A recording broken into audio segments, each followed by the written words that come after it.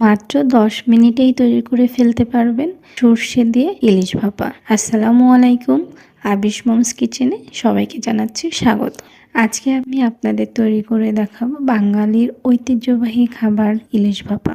তাহলে দেরি না করে চলুন যাই কিভাবে বানাতে হয় সেটা দেখি। আমি এখানে ২ টেবিল চামচ সাদা সরিষা আগে থেকেই ভালোভাবে ধুয়ে ভিজিয়ে রেখেছিলাম, এখন পানি নিংড়িয়ে নিয়েছি। তাতে দিয়ে দিচ্ছি ২টা কাঁচামরিচ এবং ২ টুকরো আদা। এটা বেটে নেব, তাই সরিয়ে রাখছি।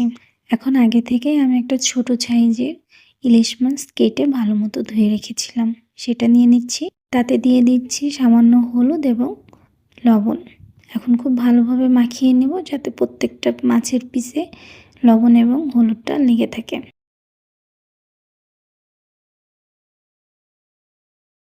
আমার লাগানো শেষ, সরিয়ে রাখছি। একটি টিফিন বাটি নিয়ে নিচ্ছি স্টিলের। আজকে এই টিফিন বাটিতেই আমি ইলিশটা ভাপে দেব। এখন দিয়ে দিচ্ছি সরিষা, কাঁচামরিচ এবং আদার পেস্ট, যেটা আপনাদের প্রথমেই দেখিয়েছিলাম। এরপর দিয়ে দিচ্ছি ১ চা চামচ ধনিয়া এবং জিরা বাটা, আপনারা চাইলে গুঁড়া ব্যবহার করতে পারেন। দিয়ে দিচ্ছি খুবই সামান্য পরিমাণের হলুদ, দিয়ে দিচ্ছি ১ চা চামচ মরিচের গুঁড়া, আপনারা ঝাল বেশি চাইলে মরিচের গুঁড়াটা একটু বেশি দিতে পারেন। এরপর দিয়ে দিচ্ছি মিহি করে কুচানো ১ কাপ পেঁয়াজ, আপনারা চাইলে বেটে দিতে পারেন। দিয়ে দিলাম ২ টেবিল চামচ সরিষার তেল। এখন খুব ভালোভাবে মাখিয়ে নেব চেপে চেপে, যাতে করে পেঁয়াজটা একটু নরম হয়ে আসে।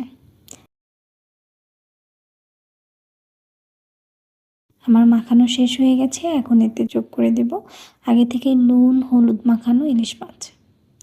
আবারও একটু ভালো মতো মাখিয়ে নেব যাতে মিশ্রণ এবং মাছ খুব ভালোভাবে মিশে যায়। করে দিচ্ছি ১ কাপ পানি।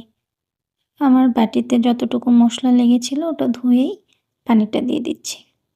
তারপর একটু নেড়ে নিচ্ছি।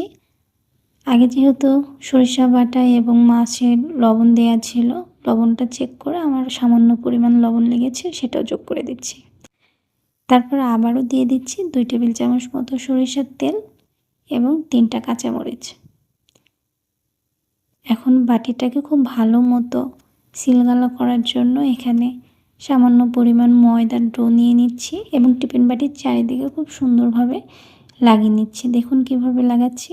এটা লাগানোর উদ্দেশ্য হচ্ছে যাতে করে ভাপটা বাইরে বের না হয় এবং মাছটা খুব ভালো মতো অল্প সময়ে সিদ্ধ হয়। এখন বাটির ঢাকনাটা লাগিয়ে দিলাম। এবার পালা হচ্ছে ভাপানোর। আমি আগে থেকে চুলায় একটি কড়াই বসিয়ে নিয়েছি এবং তাতে ১.৫ কাপ মতো পানি দিয়ে দিয়েছি। এখন এই পানির মধ্যে বাটিটা বসিয়ে দিলাম এবং ঢাকনা দিয়ে ১০ মিনিট জাল করব। আমার ১০ মিনিট কমপ্লিট হয়ে গেছে মোটামুটি। এখন ঢাকনাটা সরিয়ে দেখি কী অবস্থা। দেখতেই পাচ্ছেন। তো এখন বাটিটা অনেক গরম, খুলতে পারছি না। বাটিটা ঠান্ডা হলে আপনাদের অবশ্যই খুলে দেখাবো। বাটি ঠান্ডা হওয়ার পরে আবারও ফিরে এলাম। বাটিটা খুলে দেখি কী অবস্থা। ওয়াও! বাটি খোলার সঙ্গে সঙ্গে এত সুন্দর একটা গন্ধ, গন্ধটাই পেট ভরে যাচ্ছে। দেখতেই পাচ্ছেন কত সুন্দর কালার এসছে এবং কতটা লোভনীয় হয়েছে। রেসিপি দেখেই বুঝলেন কতটা সহজ এবং কতটা কম সময়ে আপনি রান্না করতে পারবেন। একটু তুলে দেখাচ্ছি। আশা করি বাড়িতে বানিয়ে খেয়ে দেখবেন কেমন হয়েছে এবং অবশ্যই কমেন্টস করে জানাবেন। এতক্ষণ সঙ্গে থাকার জন্য ধন্যবাদ। ভিডিওটি যদি ভালো লাগে তাহলে প্লিজ সাবস্ক্রাইব করবেন, শেয়ার করবেন আর কমেন্ট করবেন। ভালো থাকবেন। খোদা হাফেজ।